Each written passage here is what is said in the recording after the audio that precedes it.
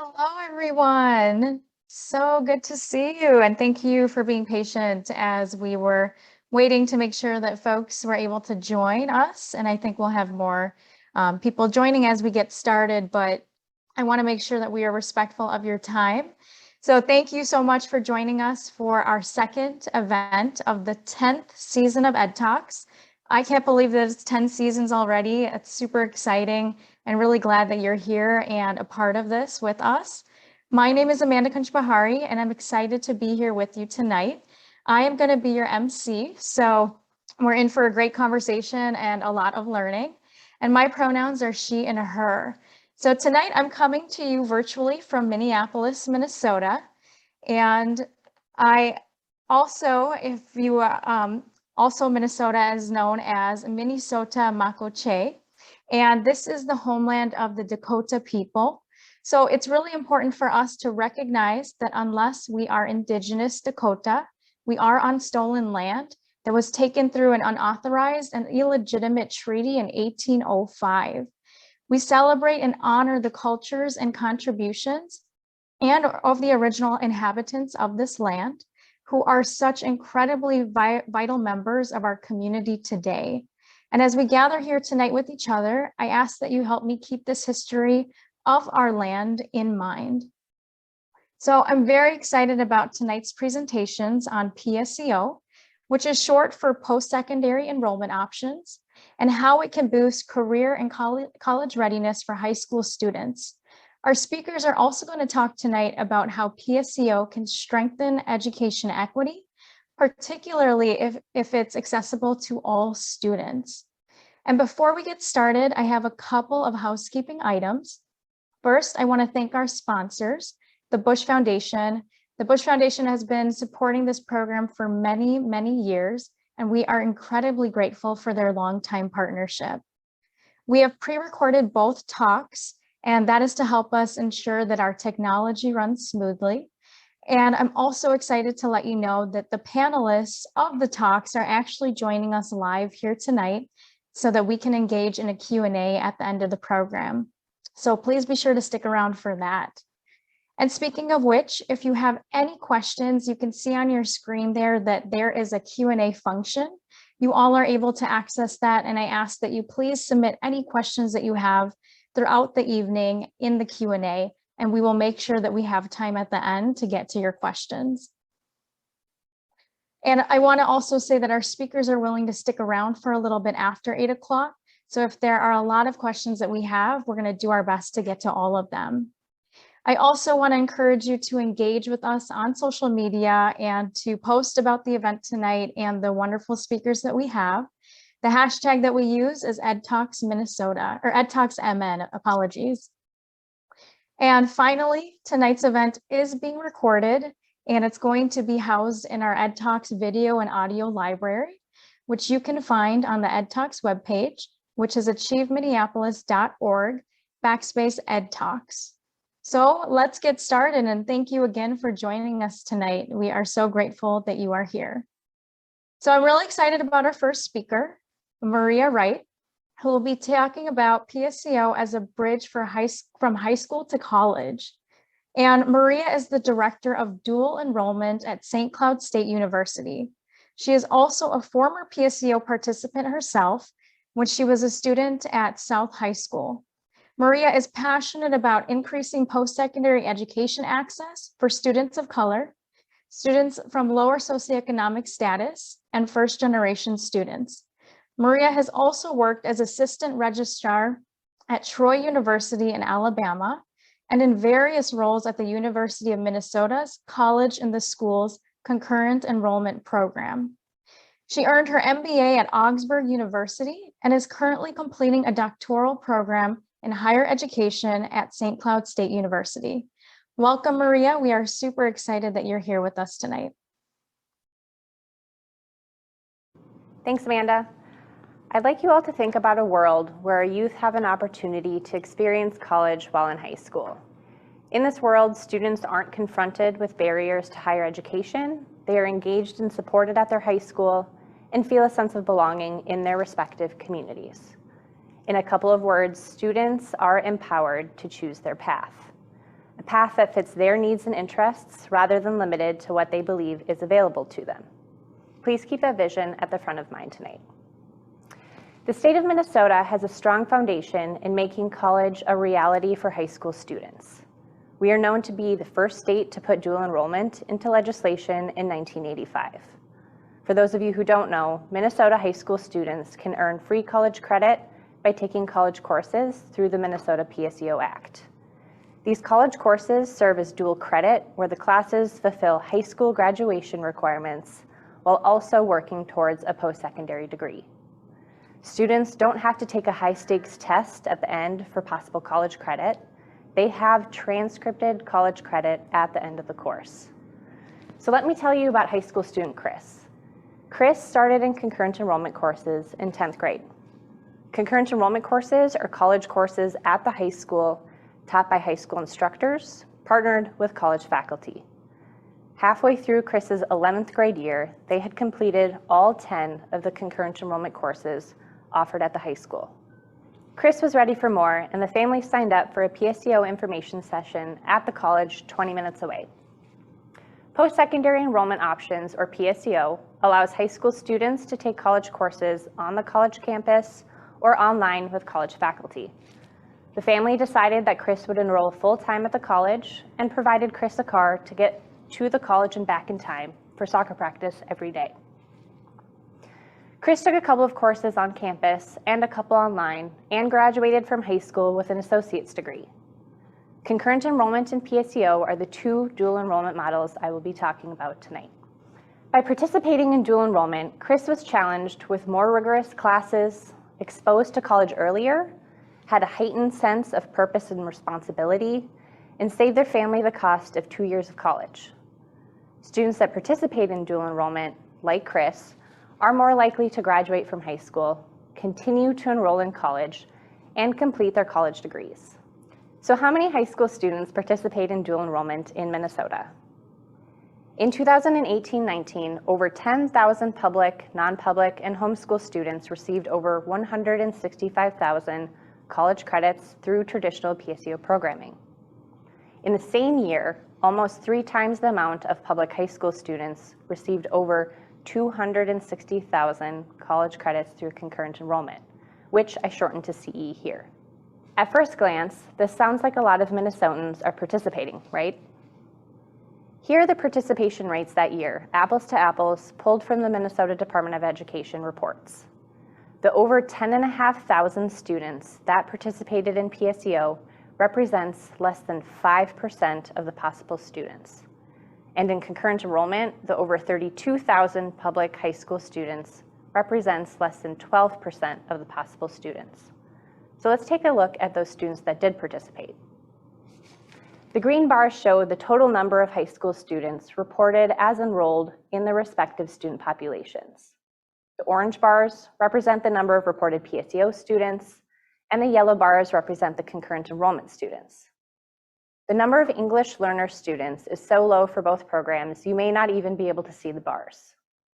English learners in the state of Minnesota are defined as students using a language other than English and are assessed not to have the necessary English skills to participate fully in academic classes taught in English. Now, over 80,000 students were reported as qualifying for free or reduced lunches, and there were also over 80,000 Black Indigenous students of color. We can see that there's a huge disparity in our state. So why is it that something that is free isn't accessed by a larger number of high school students, and especially from these student populations? The funding mechanisms of PSEO and concurrent enrollment differ and can cause friction between high schools and colleges. The intent of the PSEO Act was to make these credits free to high school students. There are no surface level costs for PSEO. Generally speaking, tuition, fees, and required textbooks are covered by the state, and colleges are directly paid a predetermined amount per PSEO credit. In 2018-19, this was $207 per credit. Now, concurrent enrollment programming is made possible by contracts between the high school and college. The state provides funding to public school districts and charters to help offset the cost, and the students never see a bill. There's a $4 million appropriation of concurrent enrollment aid that is prorated per school based on the total number of public high school students participating across the entire state. In the 2018-2019 academic year, this came out to be $52.43 per student per course. Non-public schools may offer concurrent enrollment programming, but they don't qualify for concurrent enrollment aid, and therefore the data isn't presented here. This funding model can create an us against them mentality between secondary and post-secondary institutions. Either they get the enrollments and money or we do. But looking at these dollar amounts, you'll also notice that it doesn't come close to covering the cost of traditional undergraduate tuition, even at the most affordable college. There are several reasons why colleges and high schools offer dual enrollment programming aside from just money, and I believe what it really comes down to is an investment in our youth. So we heard about Chris and their success story in dual enrollment. Chris's family was supportive of participation. They met admission criteria. Chris had a car to get to and from campuses, wasn't concerned about food, had the technology to take classes online, graduated from high school, earned an associate's degree, and remained engaged in their communities. Maybe Chris's circumstances sound similar to a high school student you know, or maybe you know a student who has a different reality. Let me tell you about Alex. Alex is a high school student living with their single parent.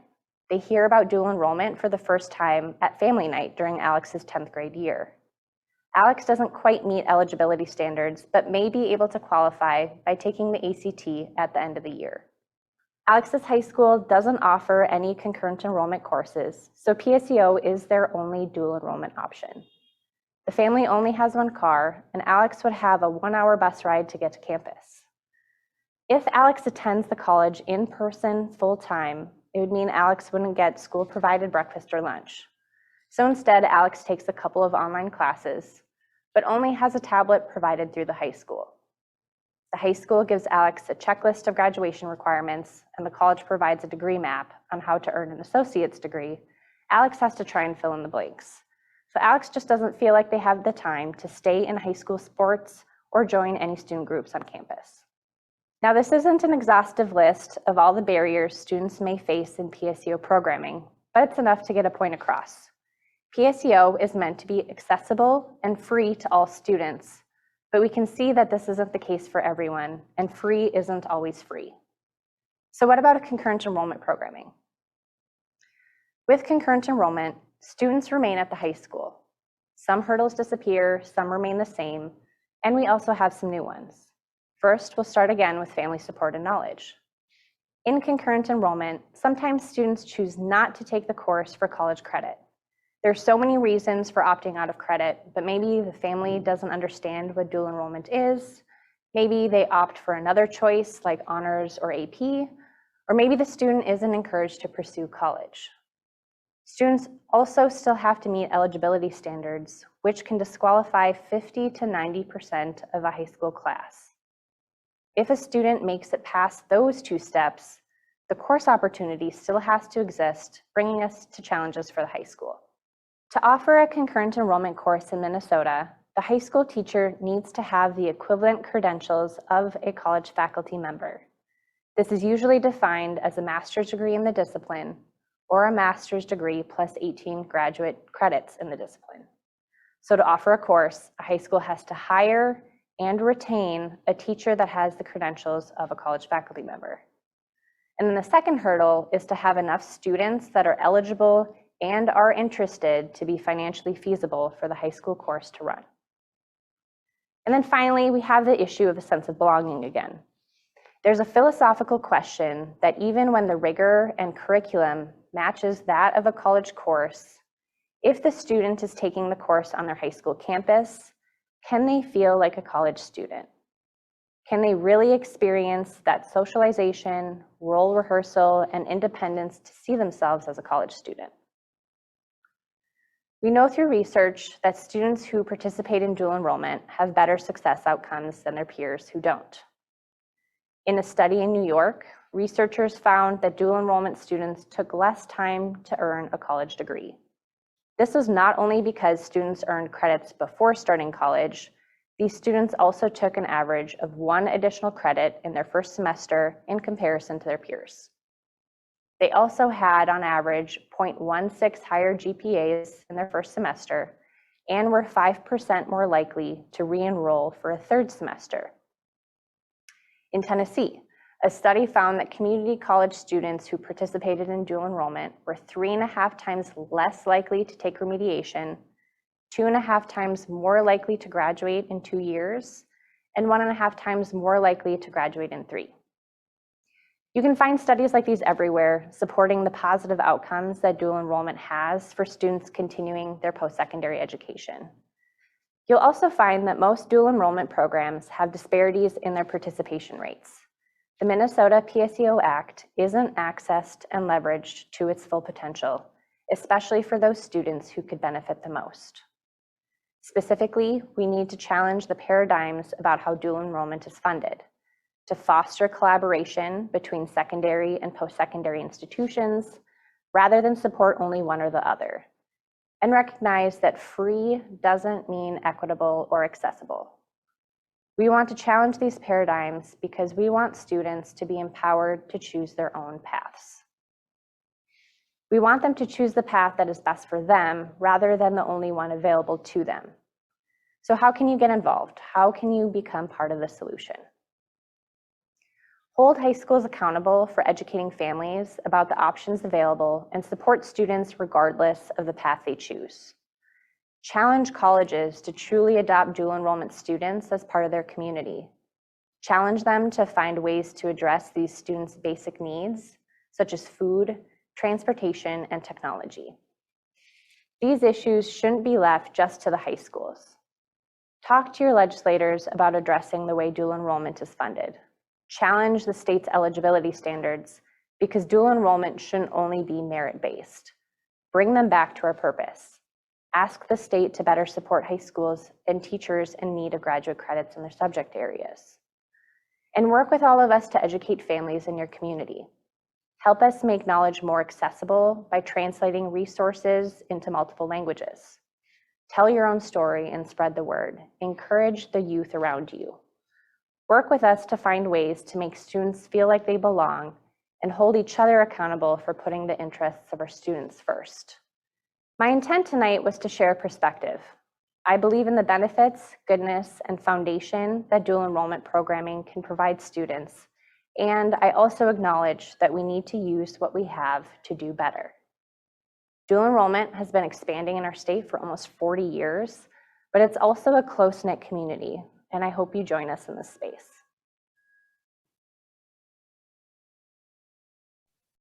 All right. Thank you so much, Maria. Really, really appreciate that talk and all of the information that you shared. I want to encourage folks again to please put your questions in the Q&A chat function. It's at the bottom of your screen. And I see Christy put a really great question in the chat. We'll make sure to get to that during the Q&A portion. Next up, I want to bring us to our next speakers, Asiya Browne and Zeke Jackson. And they will be talking to us about how PSEO can be a game changer for students. Both Asiya and Zeke participated in PSEO when they were in high school, and now they are leaders of a nonprofit, People for PSEO.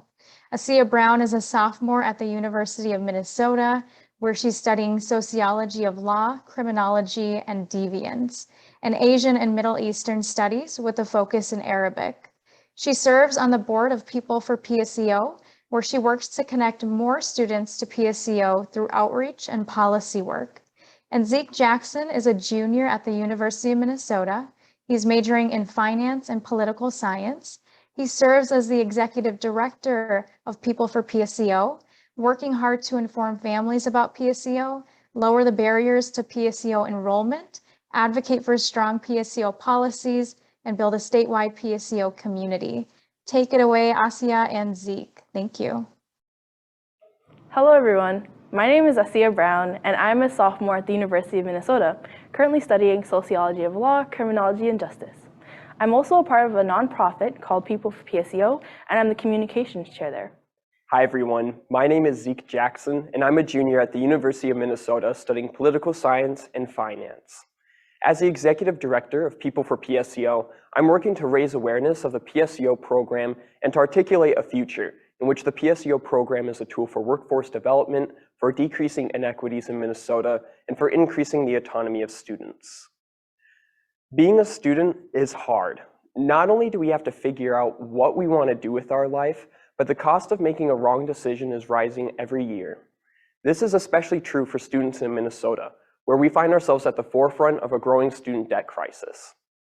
As a nation, we've spent years debating how to effectively reduce the cost of college, increase post-secondary attainment rates, and bridge inequitable education gaps. But perhaps the solution is hiding right under our noses. The Post-Secondary Enrollment Options Program, the PSEO program, not only helps students like us cross one of the biggest barriers to college, the financial cost, but also provides an opportunity for personalization, creativity, and freedom at a level that simply doesn't exist for most students within most high school classrooms. As a student from rural Minnesota, PSEO dramatically expanded the number of academic opportunities that were available to me. So I learned about PSEO in 9th grade, and it was completely by accident. An older student was taking an online PSEO class, and I thought it was totally crazy that it was even possible to be in college and high school at the same time. Little did I know that PSEO was free, that I could do it in person or online at almost any college in the state, or that PSEO would come to define the rest of my teenage years. Really, PSEO is such a good deal that it almost seems too good to be true. Every year, PSEO students are saving themselves a total of nearly $60 million. So why do so few students actually make use of the PSEO program? Every year, there are more students in Minnesota who fail an AP exam, earning no college credit, than there are students who actually take a class through the PSEO program. The reality here is that, despite the benefits, there are a lot of barriers that prevent our state from using the PSEO program as a free college model. What could PSEO look like if we went all in, and what do we need to do to get there? At People for PSEO, we see a future in which PSEO is widespread not only because it's popular with students, but because it's strategically used by our state. Properly applied, PSEO could be a catalyst for a more efficient education system that saves both students and taxpayers money. There are a lot of barriers out there that prevent students from earning a post-secondary education. And we see PSEO as a critical tool to reduce risk and accelerate timelines for students and families. We see a PSEO that gives students the autonomy to personalize their education by cherry-picking courses offered across dozens of educational institutions. With PSEO, we could send tens of thousands of students across Minnesota to earn an AA degree without our society spending a single extra cent on tuition or books, without putting more youth into debt. But we don't. Why not? Making room for PSEO requires a public reimagining of the purpose of PSEO. Some of us have a weird conception of it, the idea that PSEO is only for the smart kids, when in fact our communities depend on the education of new teachers, new doctors, new mechanics, welders, construction workers, and engineers. And PSEO can serve as a direct pipeline that helps our students get a head start on a career that matters to them. If we can agree that PSEO has the potential for so much more, we can begin to have a conversation about what it takes to actually get there. Innovative and flawed, one of the biggest barriers to the expansion of the PSEO program is the law itself. We have an education funding formula that incentivizes school districts to minimize their PSEO enrollment, and we have a gag rule that prevents colleges and universities from educating students about the PSEO program. Those are just two examples that prevent some high school students from ever learning about the program. High schools also have a role to play, whether it's unfairly weighting other dual credit courses over PSEO or implementing policies that contradict state law. Colleges can be part of the solution by creating the infrastructure for PSEO communities and lifting unnecessary eligibility requirements. Overall, the PSEO ecosystem is weighed down by undue complexity and a misalignment between the priorities of our state, high schools, and colleges. These are all issues that need to be addressed and fixed in order for PSEO to undergo a sustainable expansion. For me, I learned about PSEO through my high school that fortunately supported me and students doing PSEO, and through my older sister. As an alumni, I'm so glad I participated in it, and I have never regretted it. And now that we know the complexities of the PSEO program, how do high schoolers themselves experience it? Well, just as the program itself is complex, so is each student's experience. For me, I really appreciated the doors PSEO opened for me. There were so many more communities I could connect with and subjects to explore at the University of Minnesota. And it also had started my journey in pursuing my career goals in a way I couldn't have done within the walls of my high school. I want current and future high school students to have this opportunity as well. And a part of making that possible is by recognizing the barriers I and other former PSEO students faced during their PSEO years. Take the story of alumni Zeke, for example. For many PSEO students, they make new connections at their colleges while staying connected with the friends they already had at high school, and that was the case for him. When he wanted to attend his high school prom, however, his school initially didn't allow him to without making him pay the fee for students not from his high school. Additionally, consider the story of another former PSEO student from Fulda, Minnesota. This student wasn't even allowed to use the computer labs in her school, which was a very necessary resource. These two stories highlight a major problem. Due to a lack of communication, high schools sometimes don't think high schoolers are still students at their school once they enroll in PSEO. And as a result, PSEO students end up being punished. I was lucky enough to have a very supportive high school, but there are many more drawbacks that PSEO students face due to the program design alone. For many, including me, PSEO takes away resources such as transportation and access to food during the day. You need to get to and from the university yourself, and if there is no university nearby your house or parking is extremely expensive like it is at the U, you're on your own. Additionally, you can say goodbye to breakfast and lunch every day if you depended on the school for meals. And considering that 36.6% of all MN high school students have free or reduced meals, this barrier alone could be something that turned a large number of students away from PSEO completely. Looking a bit more at the bigger picture, it's important to see why PSEO and discussions of school choice and accessibility to PSEO are even necessary. Something most know of, especially those currently pursuing higher education and recent alumni, is the student debt crisis. It's prevalent nationwide, but is especially bad in Minnesota, with the state ranking 7th and highest student loan debts. As you can see, the median debt for just associate degree students for debt holders is $15,000, and that ranges to $37,000 for those pursuing master's degrees, and these are just the medians. Another statewide issue we are facing related to education is the achievement gap, and this can be seen in this chart. Here, you can see the large racial disparities in high school graduation rates from 2019, with there being a 12 to 25% difference in graduation rates between white students and their student of color counterparts. With all this information about educational and financial issues Minnesota faces, how does PSEO relate, what can be done, and where do we want to be? PSEO relates because it lowers debts for students in obvious ways and increases likelihood of graduation for all students. And with accessibility increased, this will translate to lessening the graduation gap further. How do we make this happen? PSEO is another tool the state has for disrupting cycles of poverty and helps lessen that graduation gap, like I mentioned. For reasons like these, it's important that PSEO policy is adjusted to reflect the experience of PSEO students and allow more to participate. Luckily, I was able to be a part of this change through People for PSEO and ended up testifying in front of legislators during my time as a PSEO student. That experience really taught me a lot, and I would have never imagined doing something like that before PSEO. With work like this, we can hopefully go from the point we're at now to a PSEO program that is much more accessible to and known by students, that it can benefit the most. Knowing all this, how can we work to make the necessary changes needed? And for me, it was joining People for PSEO. Our goal is to expand opportunities for all Minnesota students through the PSEO program.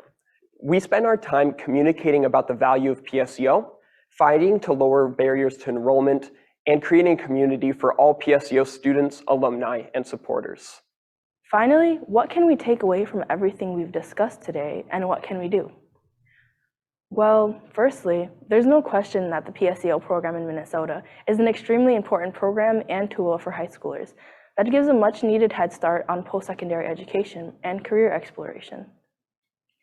This is why it's so important for it to be more accessible for as many students as possible, especially those who come from lower socioeconomic backgrounds. With more of this accessibility, students are able to advocate for themselves in a better way. And when these students advocate for themselves, it's the job of everyone else, including educators and policymakers, to listen. I'm hoping with the work I do with People for PSEO, it'll produce better experiences for PSEO students in Minnesota, and one day in other states as well. Thank you all so much for your time.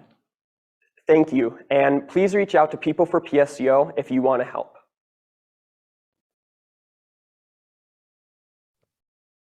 All right, thank you so much, Asiya and Zeke, for that really great presentation. I want to welcome the audience. Thank you to those who have still stayed on with us. This is the really fun part where we get to actually dive into some Q&A and have some conversation. So I want to invite our panelists to join me also if they want to turn their videos on. Awesome. And again, please send your questions either via chat or the Q&A function. Well, thank you, Asiya, Zeke, and Maria, so much for your presentations. All of them were incredibly rich, filled with really important information, and just a lot for us to consider, I think, in this room here tonight. So thank you for that. I actually want to ask a question. So all four of us actually have been PSEO students. I think I shared with you all before we got started that I did PSEO way back in the day. I won't give away when that was, but I went to Normandale, and it was actually a really incredible experience and pretty life-changing for me personally.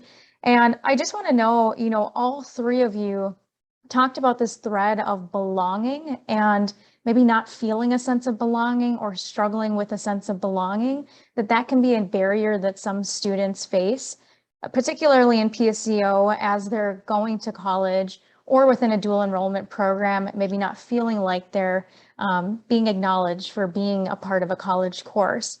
So I want to know, when you think about your experience, how did you find a sense of community or belonging, if you did? And I want to give the audience a couple of tips, especially if we have folks from colleges and universities and/or high schools here tonight. What are some concrete ways that they can actually support students to feel a sense of belonging and navigate just kind of, that experience of going from high school to college? And I'll open that up to anybody who wants to take that. Start. So just clarification. So I was actually a concurrent enrollment student, so a type of PSEO, but I think that sense of belonging is actually why I specifically didn't want to do the PSEO programming in the go to college with college faculty way. The clear choice, the college that was closest to where I grew up would have been the University of Minnesota, and it was too big. I did end up going to the University of Minnesota for my bachelor's, but I felt like I belonged at my high school. I was NHS president, I was varsity swimmer. So that's why I chose to do concurrent enrollment. And again, acknowledging that I had the privilege of being able to choose which model I wanted to do. So my choice was concurrent enrollment. I took several courses actually through the College and the Schools program at the University of Minnesota. And for me, that was a really good choice. And because I was able to take those college credits, experience that University of Minnesota rigor. We did some campus visits, went to the college to engage with the faculty and the students there.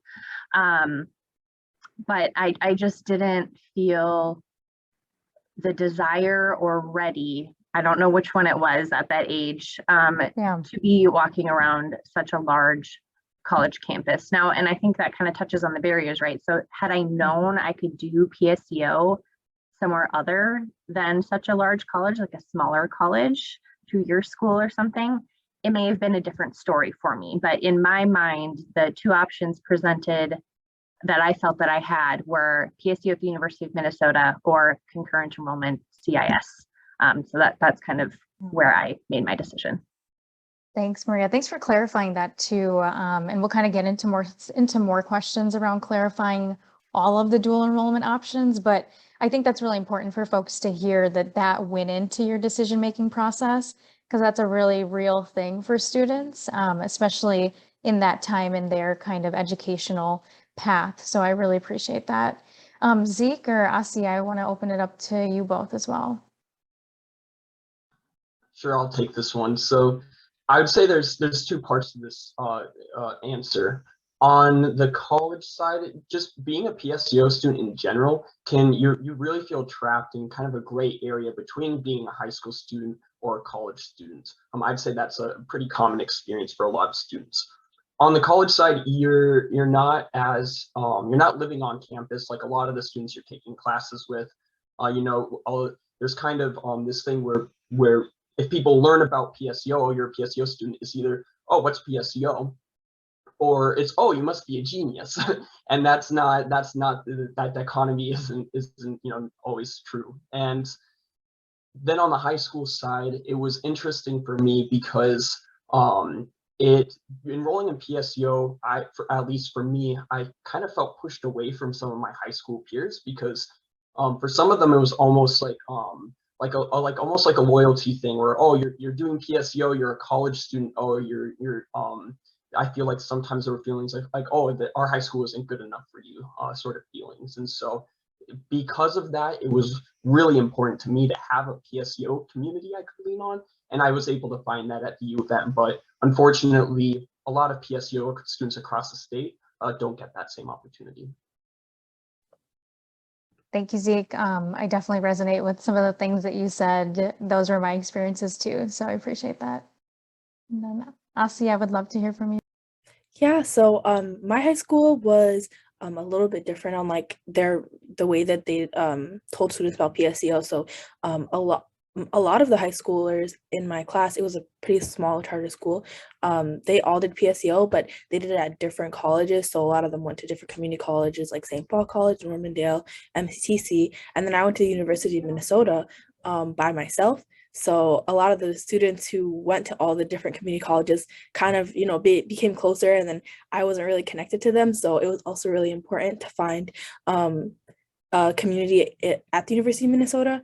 And it was also very different because it was the University of Minnesota is, primarily white, but my charter school was primarily Somali. So it was really different to be in a whole new type of environment. So I wanted to have some connection to the cultural groups, and then also PSEO students. So I was lucky enough to find both those at the U. And the PSEO Student Association at the U is actually pretty supported by the the PSEO office. So one of the advisors is an advisor for the group, comes to all of the meetings. So I think that's really helpful rather than students having to lead the initiative year after year. And then if students graduate and then it doesn't get passed on well. So I think having an advisor involved was really, really important. And that community helped me so much to not feel alone. And because the PSEO experience is pretty unique. You don't feel really like a high schooler, you don't feel like a college student. So having other PSEO students that you can always talk with is always a great thing.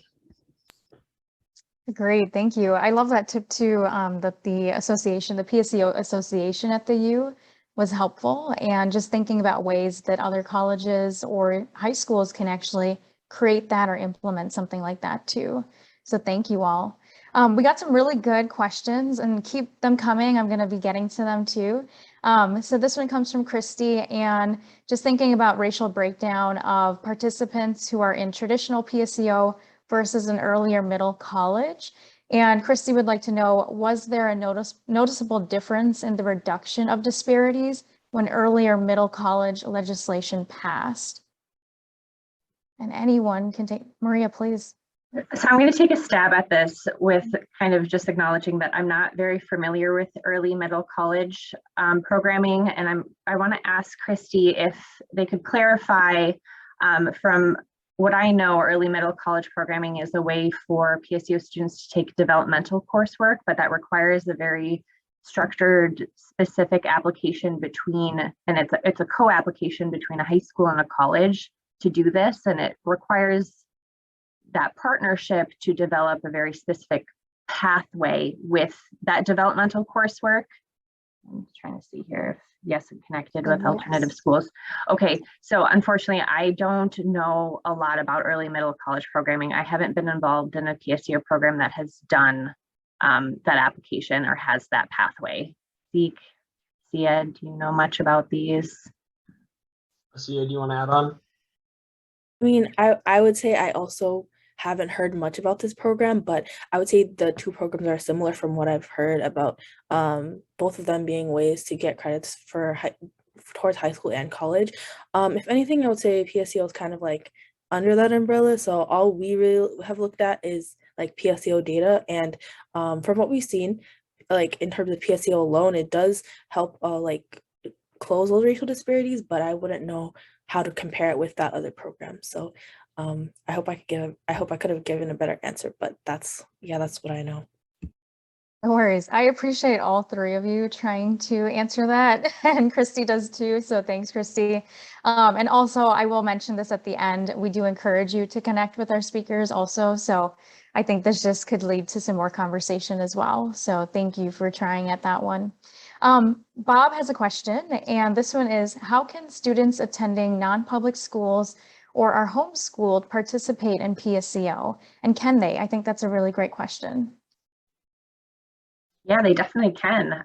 So they would just apply to a PSEO program. So there is something called the Notice of Student Registration that is usually signed by, there's a section that says you must have this signed by your secondary institution, but that would just be your homeschool representative or head of your homeschool, usually a parent.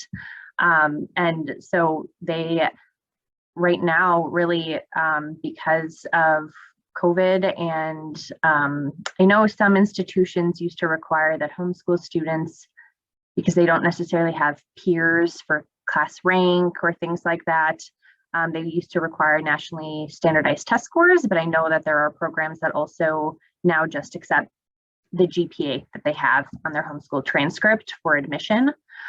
So they definitely aren't barred from participating, but again, here's, they would have to know, and I think that's kind of where this question comes from, they would have to have that connection or know that they can do that, right? So if they aren't in some sort of list for a college, maybe trying to reach out to students or have some sort of homeschool association that they're connected to, it might be a knowledge barrier to know that they can actually participate in PSEO. And just to add on to that, procedurally, we'd recommend thinking about, what kind of college, which college do you actually want to do PSEO at, and then contact the admissions team there. And if you're a homeschool student, especially, they'll help you arrange for any sort of application materials that you need to submit. Great. Zeke, if I can ask a follow-up too, what are different ways that especially, students who are being homeschooled, what are some of the outreach efforts that are happening or occurring to connect with those students? Yeah, so how can they find out, I guess? Yeah, so People for PSEO, we do monthly webinars. The next one is on January 31st, and then we're doing another one at the end of February, where it's completely free. Anybody can go to our website, peopleforpseo.org, and sign up and attend those webinars. We usually have a panel of a mix of current and former PSEO students to help answer questions for students and parents. And so, yeah, we try and work with homeschool associations and other organizations that serve homeschool students to get the word out in that way. Great, thank you. Maria, this might be a question for you, but I'd love to open it up to everybody. Can you help us understand a little more about the range of dual enrollment options that are available to high school students? And again, how do families kind of weigh their options and decide what's best for them? And I know you gave your personal example, but anything else that any of you want to offer to that?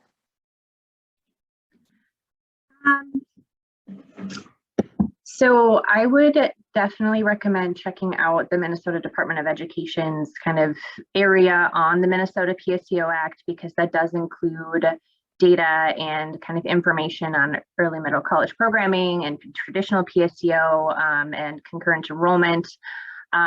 So as far as concurrent enrollment goes, like I mentioned before, those are contracts between the high school and the college. So you would know at your high school whether that's an option for you. So, and unfortunately, if the high school that you attend doesn't have those partnerships, you would either have to transfer high schools, or that unfortunately isn't an option for you. They might be focusing on IB or AP or honors, other pathways for students for college credit and rigorous course taking. And then, so the two, I think, big buckets are concurrent enrollment and PSEO. And then, so PSEO is any student that meets those eligibility requirements, and that can vary by program. So by college, there isn't anything keeping them from applying to those. So those are the two main buckets. There's a growing area called PSEO by contract that's almost like a mesh between the two. But again, those are contracts available at the high school with a college. So that might be another college dual enrollment option for students.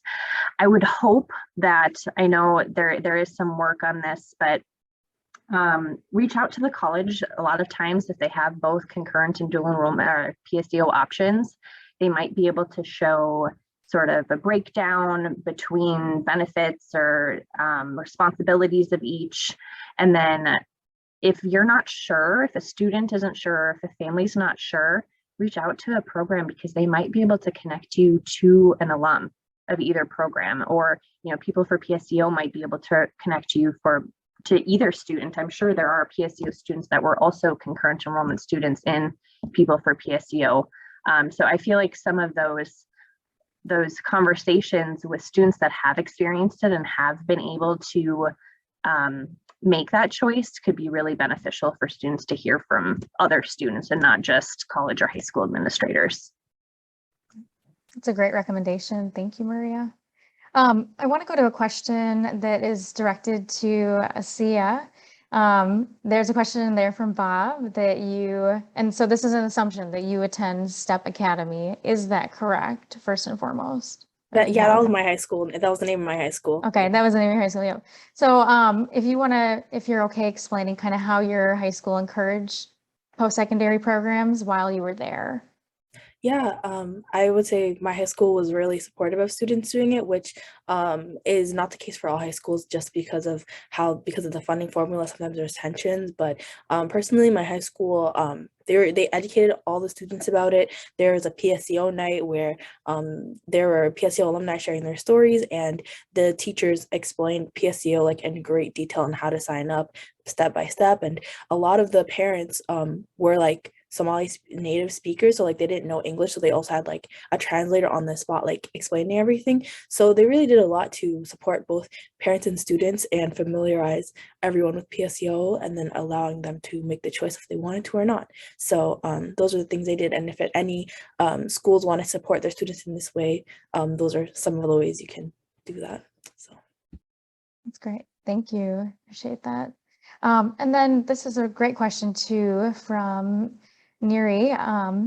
If you live in a small town and aren't close to a college, can you still do this? And again, if you are able to talk about just some of the ways you've seen colleges or high schools accommodate this, especially in rural Minnesota or other places, that would be super helpful. I'll take this one. So I hesitate to give it an exact number, but I saw a report that said something like I'd say almost half of the high schools in Minnesota are not within 20 miles of a post-secondary institution that offers PSEO. And so this is a reality that a lot of students across the state are facing.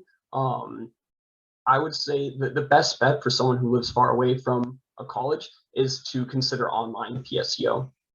Under state law, students have the right to stay at their high school within the computer lab, for example, and take their online PSEO courses in that way. So that's a big thing that I would ask people to consider. Yeah. Right. And I'll add on the concurrent enrollment side, check out if your high school offers concurrent enrollment or if they're willing to start a partnership, because we'll sometimes see that at some rural schools too, that they obviously aren't close enough for that in-person traditional PSEO experience, but they might offer several concurrent enrollment courses to try and help their students still get part of the, experience that dual enrollment programming. Thank you. Thank you both. I know we've talked about a ton of the benefits of PSEO, but all three of you also mentioned some of the barriers to accessing these programs. I'm curious if you can talk about what are some of the risks of doing this, if there are any from your perspective, just so that we can give that angle as well. So feel free, Asiya, if you want to start, or Zeke as well. Yeah, I would say the thing about PSEO is that you're taking classes that are oftentimes a bit more like academically rigorous, not saying that it's hard. Like it's definitely like, a step up from like high school classes. So if you don't do well, then it could end up hurting you. And because some of these credits count for both high school and college credits, if you don't pass the class, you won't get the high school or the college credits. So just making sure that participation in PSEO doesn't affect your high school graduation, like you being accepted to graduate and gaining all those necessary credits. But I would say, yeah, you definitely PSEO is something that you would need to take seriously, and just if you can, it's important that the students also get support for those classes, but that's definitely a risk that you're taking if you do end up having a full PSEO course load that, if you don't do well, then it would end up affecting both your high school graduation and you gaining those college credits. So I would say that's definitely the biggest risk, but either of you guys can also add on. Yeah, and I'd say that the biggest way to kind of minimize the risk for yourself in that way is to start PSEO slowly. A lot of PSEO students I know started off by only taking 1 or 2 classes. And it's also important to keep in mind that along with college level courses comes access to college level support, right? So you get to go to professors' office hours, you get free tutoring oftentimes from older students who are actual, currently enrolled college students, so on and so forth. So it's really about making sure that you're using those college level resources if you're struggling as well. Maria, yeah.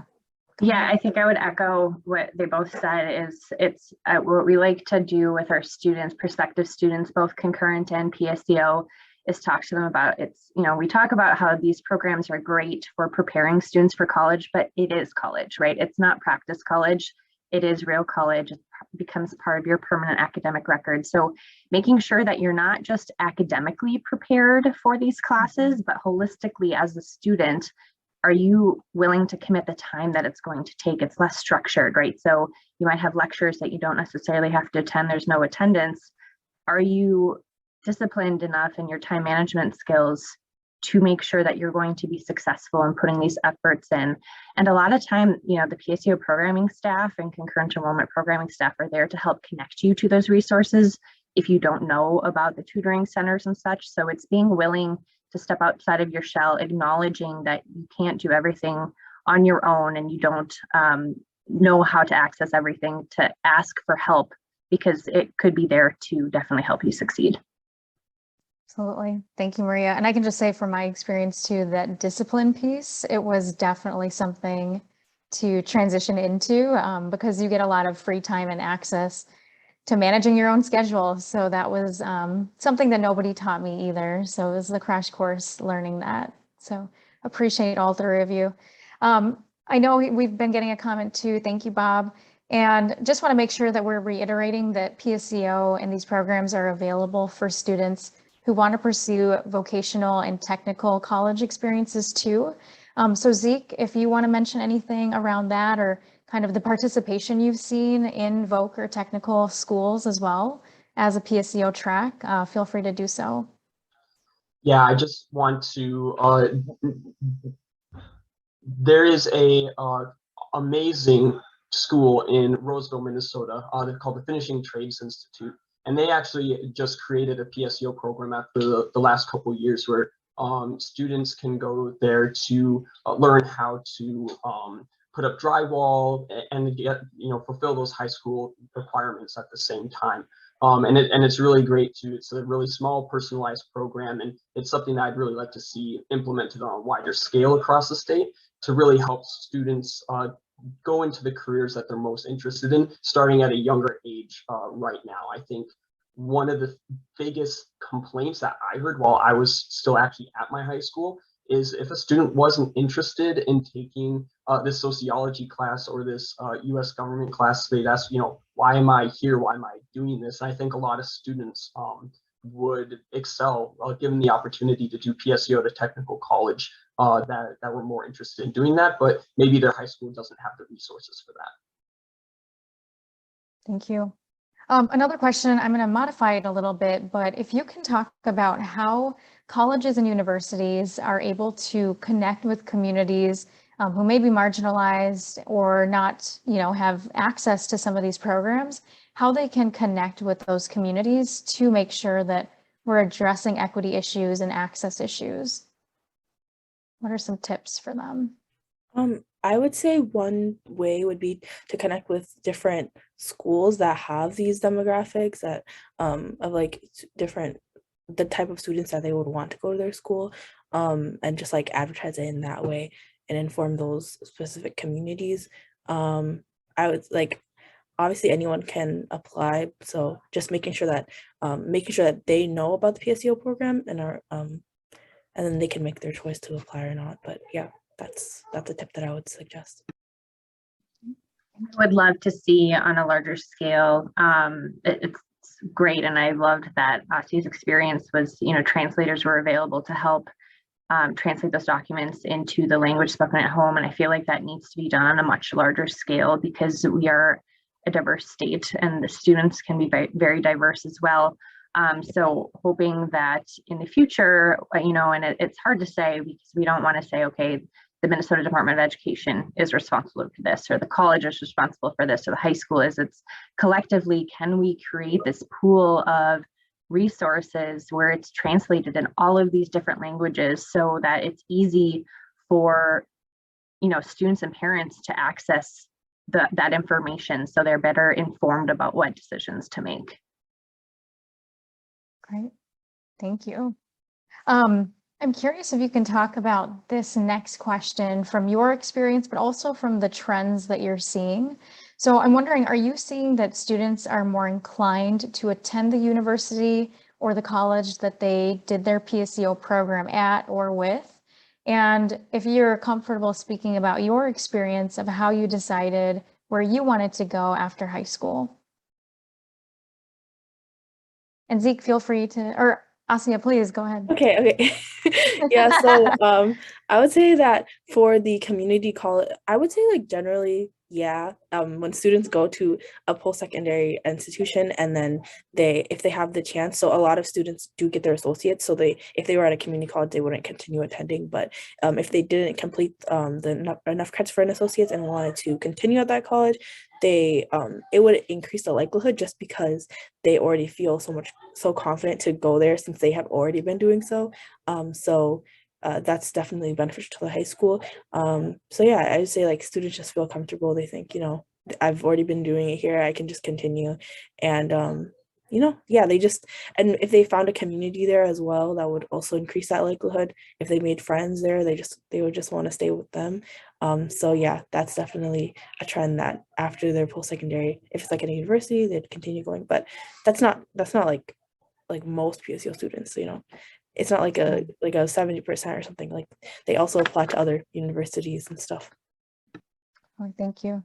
I know the Minnesota state system has, I think, public data available on tracking students that were dual enrollment students and how many applied and went to the institution they did their credits through, how many went through the system or the state or out of state. And I believe the Office of Higher Education maybe has that too. I'll see if I can find that and put that in the post-event resources.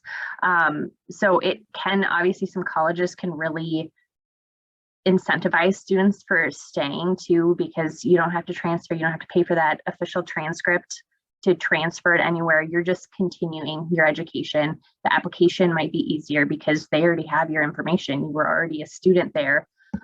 They might have other incentives like scholarships if you stay, either merit-based or credit-based, or early registration days. So you might be able to register earlier than first-year students because you have so many credits. Just assuming that you understand the environment and the process a little bit more, that's a great incentive, right? If I can get in to classes and have my pick, 2 or 3 months earlier than some of these first-year students, that's another option that we'll see that, might incentivize students to stay. But I think we have another former PSEO student talking about it in here too, but sometimes I see a lot that students want that packaged AA because, or associative science, because they know they want to go out of state. So that's why they package that. So it's really easy to transfer rather than a couple courses, because that might be a little bit harder to transfer to another institution. So I think there's a lot of variety in what students want to do. Absolutely. Thank you, Maria. And I saw your comment in there too, Zeke, about anecdotally around 50% or so. And Tatum, thank you so much for sharing about your experience as well. I know that attendees are dropping off, so thank you to those who have stayed on. We really appreciate it. Two last questions actually, so this is not the last one, but how can folks help support some of the PSEO policy work that you're trying to push forward, or just reforms to the programs in general? How can they get involved? Make noise. Definitely talk to your high schools, your administration, your superintendents, your homeschool associations, your legislators. They care about, the citizens of Minnesota, and it's our taxpayer dollars. So definitely push the things that you find are important for helping this type of programming be accessible to all Minnesota high school students. I would definitely agree with that. I'd say the number one biggest thing you can do is to contact your legislator and say, hey, I really support the PSEO program. I think it's doing really awesome things for our state, and I want to see more students do it in the future. Thank you. Asiya, do you want to add anything? Yes, I would say, Okay. Definitely share your thoughts about PSEO if you support it, make it known, and then also amplify those voices who are also speaking about PSEO, and all the different reforms that you would like to see. So yeah. Okay. Thank you. And Devin, I see your comment in there, and Zeke, if you do have that information or have any comments you want to add, feel free to do so now, or we can send additional follow-up information in the email that's going to be sent out. So yeah, Devin, I'll say that it is quite, and that's based off just conversations I've had with different PSEO admissions counselors and stuff like that, in my own personal experience. Awesome, thank you. And then last thing, because I know, again, I want to be respectful of time. Is there anything that you three want to say or add or make sure that the audience knows before we end the conversation tonight that you didn't have a chance to say or that I didn't ask about?